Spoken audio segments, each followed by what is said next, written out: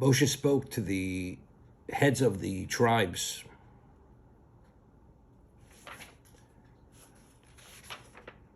Roshi Hamatos Livnei Yisrael Lemor. Zeh Adov Asher Tziva Hashem. This is the thing which God had commanded. Very interesting Rashi here. Now, what was the order of transmission? The first line of receiving, the first ones on the receiving line to hear the laws of the Torah were the Nisim, were the princes. And afterwards he communicated this because the Torah was taught to all the Jews. Every Jew was a student of Moshe Rabbeinu. Every one of us say, Moshe Tziv Torah Tziv Moshe, Kilas Yaakov. Torah Tziv Moshe, Morasho Kilas Yaakov. It is the heritage of the congregation of Yaakov. Moshe commanded us with Torah. It means everything we heard, we have from Moshe Rabbeinu. So what does it mean? He actually communicated to the Nisim, to the princes. So Rashi says, Chol HaKovod LeNisim L'Lamdom Tchilo V'Akach Lo B'nei Yisrael. How do we know even the other laws of the Torah also? This was the order of transmission. First to the princes, and then to the rest of the Jews. Talmudoma v'yeshuv elav Aaron v'chol hanisim ba'edo v'yedaber Moshe aleim. It's citing a pasuk in Shmos. V'akach nishu kol b'nei Yisrael. Now, so if this is correct regarding all laws of the Torah, the order of transmission was the Nisim, and then the rest of the Jews, and everybody heard everything directly from Moshe Rabbeinu. So why does Torah speak specifically here regarding the laws, as we'll see in a moment, the nullification of vows and oaths? Specifically this, now,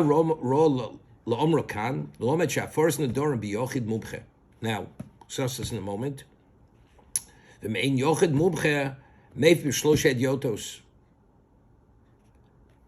a person takes a vow or makes an oath, and then afterwards he wants to nullify it, what is the process of nullification? So the law is, if you go before a mubche is a person, it's a question in the commentators, in the Dorim, but everybody agrees if a person was ordained, has the ordination of Moshe Rabbeinu, meaning it's the same qualification a judge has to be able to adjudicate laws or to issue verdicts of the death penalty, or lashes, or penalties. You have to be qualified, you have to have the qualification through the ordination of Moshe Rabbeinu. If you have that ordination, even as a single person, you're able to nullify the vow or the oath. What about if you can't locate that kind of person? 3 ordinary Jews are able to nullify the vow and the oath, as we do every year before Rosh Hashanah. We have Atoras Nedorim, we have 3 ordinary Jews, but of course they have to have other qualifications. What happens if a person is not qualified to be a witness because he doesn't observe the Shabbos, or doesn't believe in certain fundamentals of the Torah? He's not qualified. But if you qualify at the base level, even though you don't have that special ordination, if you have 3 such Jews and you present your case before them, and they say, mutaloch, mutaloch, mutaloch, it's annulled, it's annulled, it's annulled, the vow, the oath is immediately, it's nullified. An individual who's a mumche, which is a question whether it exists today at all, because one opinion among the early commentators we've shown him is that if a person is proficient in the whole Torah in entirety, he himself is qualified even as an individual to nullify the oath or the vow. So the reason why it singles out in this particular situation that God communicated to the Nisim, because to indicate this is the caliber of the person, that if it's this caliber, even as an individual, he's able to nullify the vow.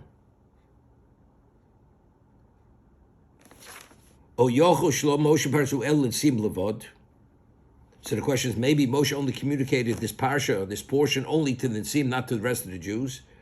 Nemar kan ze'adover, v'nemar b'shchutei chutz ze'adover. We find the word ze'adover mentioned here, and the law is that if somebody consecrates an animal for the Mishkan, for the Beis Hamikdash, and he goes and slaughters it outside the confines of the sanctuary, he has liability of koris. So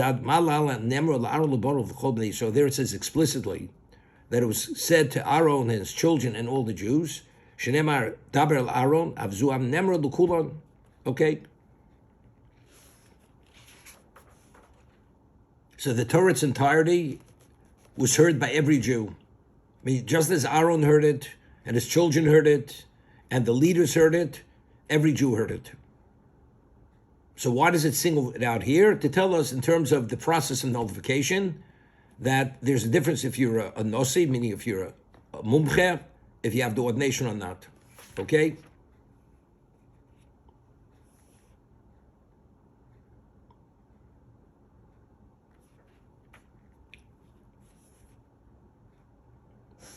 You know, the Gemara tells us in the Dorim, what's the difference between a neder and a shvua? A vow and an oath. A person says, I swear I will not do something, or I swear I will do something. The oath is upon the person. The person, due to the oath, is bound to do or not to do, to act or refrain. I swear I will eat. I swear I will not eat. So if one eats or doesn't eat, he's in violation of his oath. Even if he was passive, you could be in violation of an oath, even in a passive state. You swear you will eat and you don't eat. I swear I will give you something. I don't give it to you within a certain period of time. I'm in violation of my oath. That is shua. Shua is referred to, it's upon the person. That's an oath. Neder is the object. I say, this object is off limits to me. Okay? The object, it's not on the person. The person is bound, since he's bound to the laws of vows, because the object, if you consecrate something, what's the law? Because of its level of consecration, you're not permitted to benefit or partake of it. Identically, a person who makes a vow, it's upon the object, and the object is off limits to the person. Normally, if a person consecrates something, you cannot consecrate something that's not yours. And it's derived from a pasuk, from a verse. If you want to consecrate, if I want to consecrate somebody else's property, somebody else's movable, you're not able to. It's not yours to consecrate. Because consecration is a demonstration of ownership, as you can transact and transfer ownership from your domain to a commonest domain. You could transfer your ownership from your domain into God's domain. So, but it has to be in your domain to transfer. What's a neder or an oath? I swear I will not walk into your house. Your home is off limits to me. There, when I say that, it's not an infringement of your ownership rights at all. I have a right regarding myself to limit my levels of activity or benefit. So since the vow or the oath doesn't in any way cross lines, and it doesn't compromise anybody else's rights and what's rightfully his, therefore, you're able to make an oath and a vow, even something which does not belong to you. Now, what is the difference? Very interesting. If a person says, I swear I will eat matzah, is it a valid oath? It's not a valid oath. That since we're already bound at Sinai, we took an oath to God, to Hashem, that all the mitzvahs were bound by them, that's called mushbah v'omer Sinai. If a person takes an oath which is totally superfluous, it's not a valid oath. Let's say a person says, I swear this table is a table, and it's obvious it's a table. That's considered an oath in vain. It's an oath in vain, because you see, it's a table. So what's the value of the oath? So a person says, I swear I will do the mitzvah. What's the value? You're already bound by an oath at Sinai. We took an oath to God that we're going to keep the mitzvah. Say if swearing you can do the mitzvah, it's not valid. What about if you swear you will not do the mitzvah? It's not valid. Why? Because since we're already bound by an oath to do the mitzvah, you can't take a second oath not to do the mitzvah, because we were previously bound by the first oath that we all took at Sinai. Okay. What about if a person says that this pair of tefillin is off limits to me? Is he permitted? And it's the only pair of tefillin he could put on. There's no other pair of tefillin. He's not permitted to put on the tefillin. Because there, when he made the vow over there doesn't say he's not going to fulfill the mitzvah of tefillin. When I said, I swear I will not wear tefillin, there you said you're not going to fulfill the mitzvah. You're not going to fill the mitzvah. There's no such thing as you're not going to fill the mitzvah. Because you took an oath to God that Sinai, you're bound, you must wear tefillin. Here I said, this tefillin, I have no obligation to wear this particular pair of tefillin. I have no obligation. Therefore, when I make a vow, it's called an issa chefza. The prohibition is upon the object. It's not upon the person. Therefore, as a result of that, if you make such a vow, the matzah is off limits to me. You swear I will not eat matzah on Pesach. The oath is not a valid oath. If I say the matzah is off limits to me, with a vow, you're not permitted to eat the matzah. So with the question how you do the mitzvah, well, you have to nullify the vow. That's the only way you can eat the mitzvah. You can do the mitzvah. Without that, it doesn't work. That's if it's the only pair of tefillin, it doesn't make a difference. How is he going to do the mitzvah? So he's not able to do the mitzvah. I mean, he will be held culpable for what he did, but he created a catch-22 situation over here that he's not able to do the mitzvah because he bound himself. What if a person locks himself in a room and he's not able to put on a pair of tefillin or he locked the tefillin in a vault and he doesn't have the combination? He doesn't have a pair of tefillin available to him. I mean, he has liability because he put himself in that situation, but the vow is effective because factually, when he said the tefillin are off limits to him, it has nothing to do with his obligation to put on tefillin. Now, where does this manifest itself also? If a person obligates himself to bring a voluntary offering, a person says, I will bring a shlomim. Hare olai shlomim. I accept upon myself a shlomim, a peace offering, a burnt offering. And then you go and designate an animal to be that shlomim or that burnt offering. And then that animal goes lost.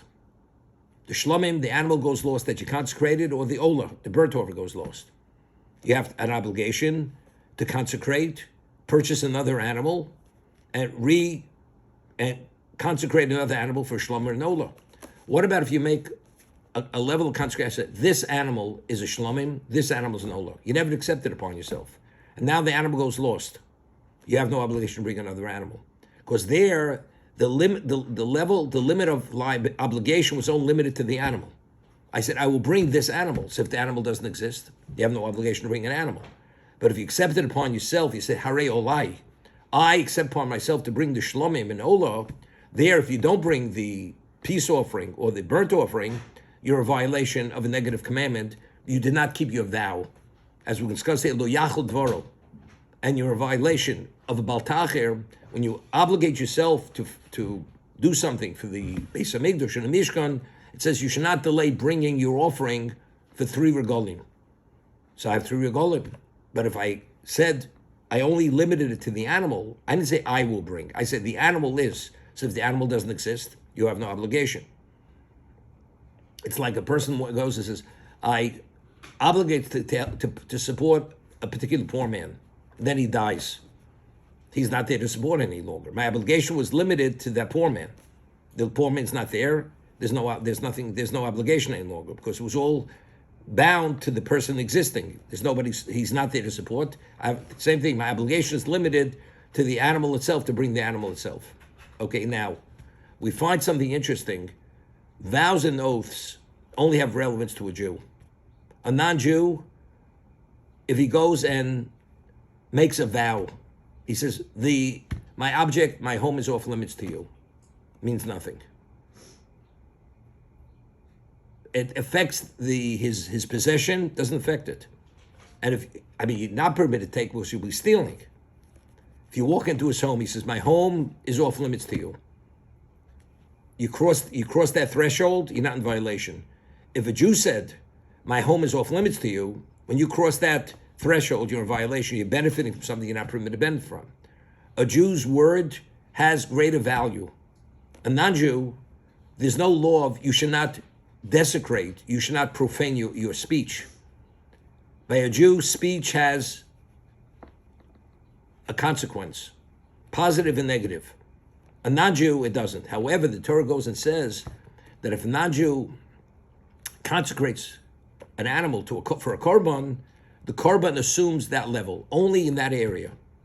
If he says the animal should become whatever it is, well, a non-Jew can only bring a burnt offering, cannot bring an offering that's eaten. But let's say a non-Jew goes says, this animal should be an olah. Is it an olah? It's an olah. So now the question is, why when it comes to consecration, he can, and when it comes to prohibiting something with a vow or an oath, he's not bound.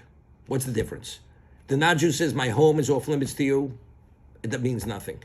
But if he says the animal is consecrated for a burnt offering, the Jew is not permitted to benefit from that animal. What's the difference? Now, I once mentioned, when we learned the Gemara, an interesting Meiri. There's a Meiri above Basra says, it's very interesting. When it comes to consecration, verbally, a verbal statement is enough to transfer it from one domain into the other domain. Between two individuals, the only way you're able to transfer ownership from one domain to the other, you need an instrument, an act of transfer, what we call a kinyon. Without transferring it with some instrument of transfer, it doesn't transfer. But yet, when you want to consecrate something, the Gemara says, Amirosa legavoa, your statement to God is kimisoros leged. It's like transferring the object to an ordinary person. Why? Why, when it comes to God, you need no active transfer. When it comes to a commoner, you need an active transfer. So the Meiri says, the two psukim, there's a pasuk in Tehillim, it says, Lashem Oritzim Loa. The world in its entirety is God's. Everything's God's. When we engage and partake of the world, whose world are we partaking of? It's Hashem's world. He gives us permission.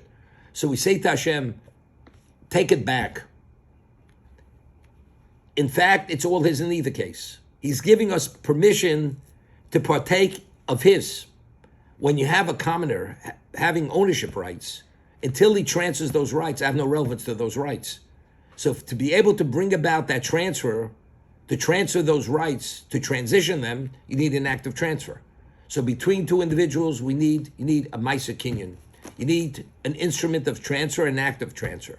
With God, all you're saying is you're putting it back in his domain because everything's in his domain. So therefore, for consecration, we say, this verbal statement to God is like transferring into the domain of an ordinary person. But two individuals, where each one is independent of the other, and when it's the ownership rights are in one person's domain, to transfer the other's domain, need an overt act to bring about that transition of ownership from one person to the other. That's the rationale, the difference between God and, so now, consecration, prohibiting something, has no relevance to a non-Jew. But again, this principle, this rationale even has relevance to a non-Jew. The non-Jew partakes of the world, whose world it is. Whether he's Jewish or not Jewish, it's God's world. So when the non-Jew says verbally, it should be an olah, it should be a burnt offering, it's the same concept. You're just giving God, you say, I'm not interested any longer, now it's all in your domain. So it's not the transfer of rights. Until you had rights, you're giving up your rights. So therefore, we don't differentiate between the Jew and the non-Jew. But in regard to prohibitions, I prohibit my domain on you, that you have no right. Because that's the power of speech. The power of speech, only the Jew has that power of speech to create that state of prohibition. It goes back to the Kol Yaakov. What is the essence of a human being? It has the soul, which we're going to discuss.